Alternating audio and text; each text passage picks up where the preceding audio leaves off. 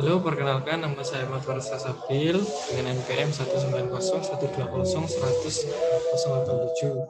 Di sini saya akan menjawab UTS AMT kelas E, di mana di sini saya diminta untuk membuat tutorial equipment untuk jabatan seperti staf produksi, digital marketing, HR staff, dan finance admin.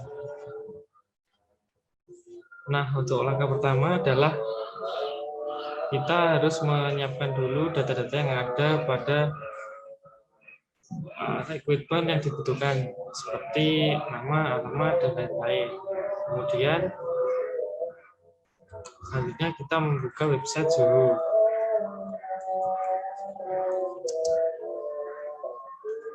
Di sini yang pertama adalah setelah kita buka akan tampil seperti ini.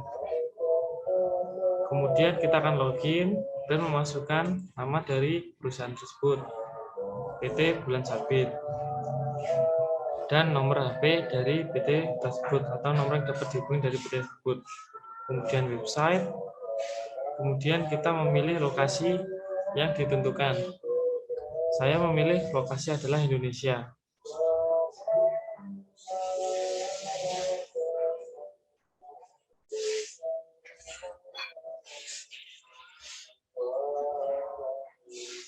Setelah memilih lokasi, klik Export Zoho Recruit.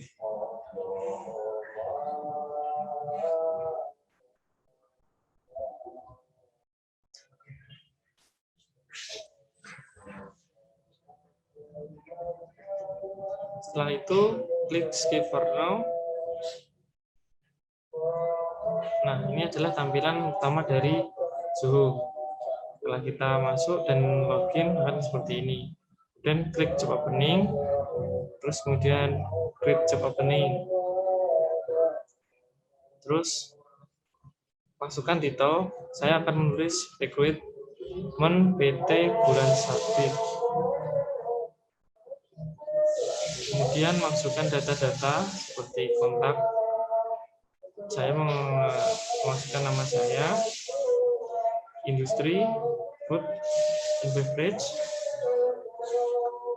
kemudian jumlah yang diinginkan, kemudian deskripsi informasi. Yaitu seperti apa yang bagian-bagian dibutuhkan oleh perusahaan seperti staf produksi, digital marketing, staff, dan finance admin. Setelah itu, klik save.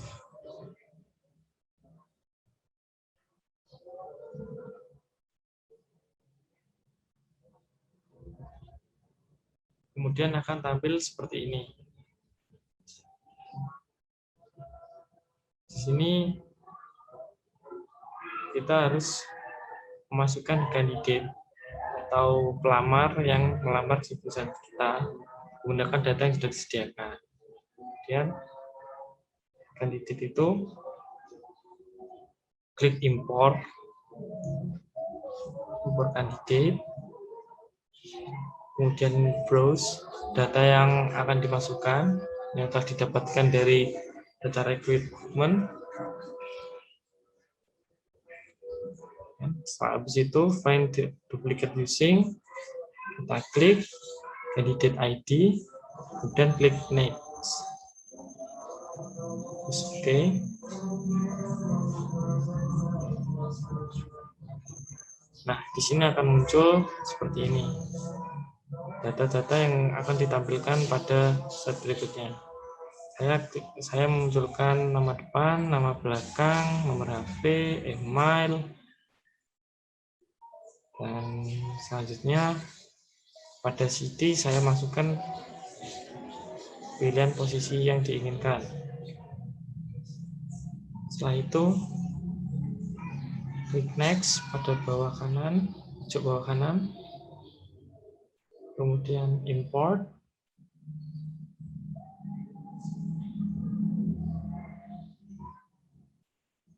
Nah, di sini akan langsung muncul data-data dari job seeker yang telah mendaftar di perusahaan kita. Nah, di sini kita dapat melihat review dari job seeker yang telah mendaftar di tempat kita. Di sini ada quick view dengan menggunakan teropong untuk melihat sekilas data-data dari pelamar. Selanjutnya, kita akan melihat secara detail dengan mengklik nama langsung dari sahabat pelamar.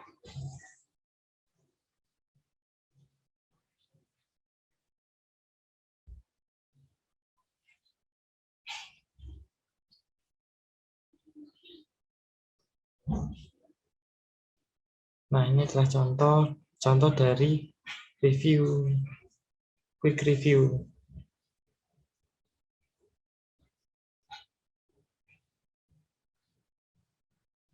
Saya ingin mengklik Marsha Audia.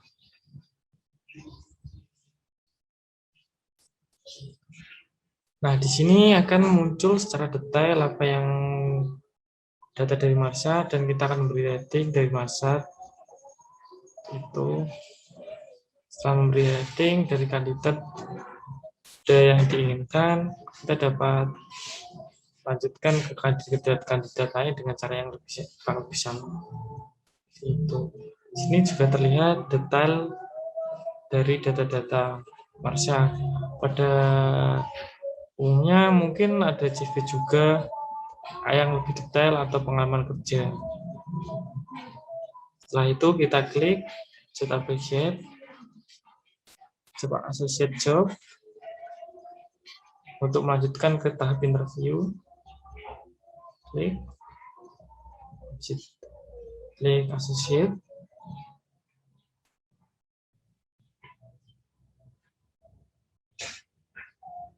Kemudian klik interview untuk melanjutkan ke tahap selanjutnya dari pelamar recruitment. Pelamaran akan diadakan interview secara online atau secara offline, tergantung dari perusahaan itu sendiri. Saya klik interview, create interview, schedule an interview, kemudian masukkan nama interview. Saya akan menggunakan online interview, posting title, recruitment PT Bulan Sabit, kemudian jadwal yang ditentukan, kapan, waktu, lokasi, kandidat name. Saya akan memilih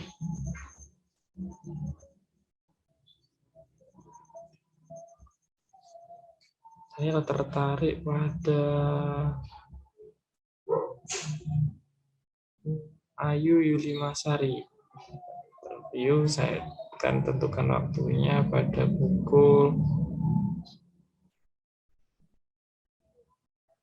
saja. Terus kita akan memasukkan pewawancara. Saya akan memasukkan nama saya. Kemudian klik save, send, untuk memberitahu pada pelamar bahwa kita telah mengadakan janji untuk interview. Kemudian akan muncul seperti ini. Jika belum terjadi interview, belum ada schedule hasil dari evaluasi. Nah, ini adalah setelah melakukan interview, kita dapat mengevaluasi langsung dan menilai di pojok kanan atas, submit evaluation, di mana kita bisa memilih hire, hold, atau yang lainnya, di mana kalau kita melihat seperti ini, kita menerima Ayu Yulimasari sebagai pegawai. Selanjutnya kita dapat mengulang-ulang seperti yang kita inginkan, melihat kandidat. Saya ingin yang seperti apa, melihat detail-detailnya lagi, apa yang mereka inginkan, apa yang dilamar, seperti itu.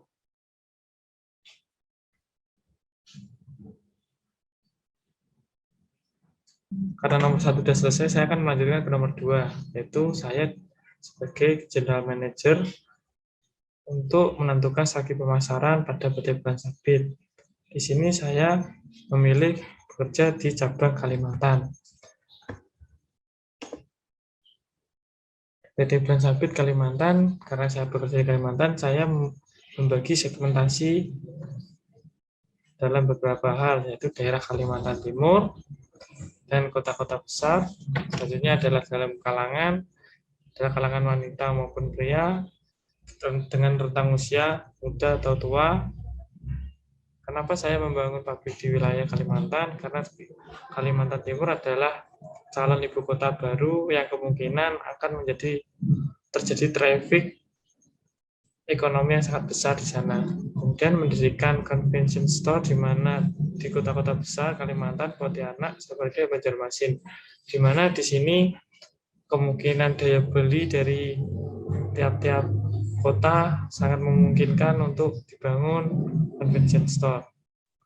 Kemudian dalam pemasaran kami melakukan digital marketing dengan memasarkan produk melalui platform yang sedang ramai seperti TikTok yang sekarang itu sangat ramai. Tentu juga tetap menggunakan Instagram dan YouTube. Kemudian juga memberikan diskon dan promo, terutama untuk cabang baru, untuk mengenalkan produk kita dan toko kita pada pasar yang baru.